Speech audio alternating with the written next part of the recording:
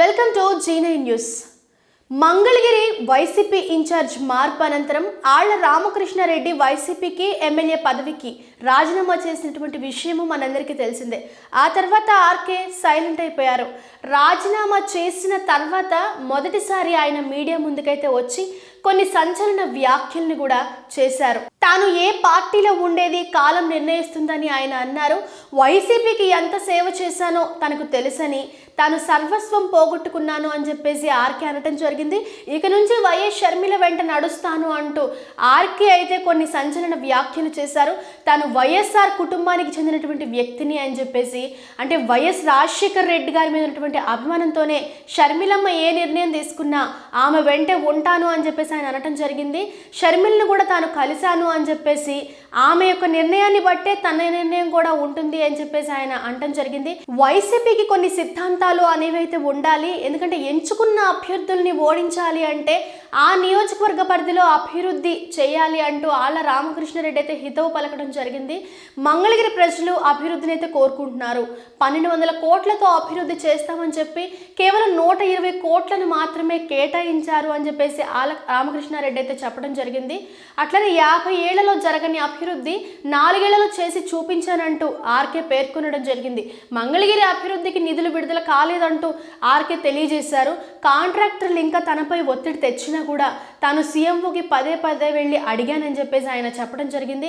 స్వయంగా 8 కోట్ల వరకు కూడా బయట అప్పులు తీసుకొచ్చి కాంట్రాక్టర్లకు ఇచ్చాను అని చెప్పేసి ఆర్కే తెలపడం జరిగింది. అలాగే తన సొంత డబ్బుతో కూడా ఎంటీఎంసీ దుగ్గిరాల పరిధిలో అభివృద్ధి పనులు కూడా చేశాను. ఎందుకంటే లోకేష్ని ఓడించినటువంటి తనకు సహకారం అందించకపోతే ఎలాగా అని చెప్పేసి ఆయన ప్రశ్నించడం జరిగింది వైసీపీ ప్రభుత్వాన్ని.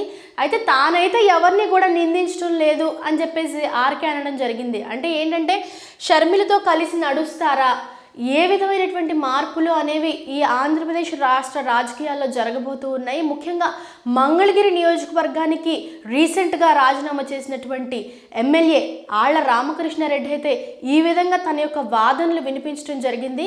కొంత అన్యాయం అయితే తనకు జరిగింది. ఎందుకంటే ఎంటీఎంసీ అభివృద్ధి అయితే పూర్తి స్థాయిలో జరగకపోవడానికి నిధులు కేటాయించకపోవడమే కారణం, కానీ తాను కారణం కాదు అని చెప్పేసి ఎమ్మెల్యే ఆర్కే అయితే తన యొక్క గోడుని వెళ్ళబిచ్చుకున్నారు అని చెప్పేసి చెప్పుకోవాలి. అయితే రాబోయే రోజుల్లో అయితే ఆంధ్రప్రదేశ్ రాష్ట్ర రాజకీయాల్లో ముఖ్యంగా మంగళగిరి నియోజకవర్గానికి చెందినటువంటి ఆళ్ల రామకృష్ణారెడ్డి అయితే ఎలాంటి నిర్ణయం తీసుకోబోతూ ఉన్నారు, ఆయన షర్మిలతో కలిసి నడుస్తారా, లేకపోతే కనుక వేరే ఏదైనా పార్టీలతో ఆయన చేరి ఆయన యొక్క నిర్ణయాన్ని తీసుకుంటారా అనేది వేచి చూడవలసినటువంటి అంశం. ఇవి ఇప్పటి వరకు ఉన్న అప్డేట్స్. మరిన్ని అప్డేట్స్ కోసం చూస్తూనే ఉండండి G9 న్యూస్. నేనొక నిజం, జరిగే యథార్థాల అగ్ని పర్వతం, జననం మరణం మధ్య జరిగే నాటకానికి నేనే సాక్షిని, సగటు మానవుని గొంతుక నేను. మీ అందరి కోసం ప్రతి గడియ పనిచేస్తూ గళం వినిపించే G9 న్యూస్.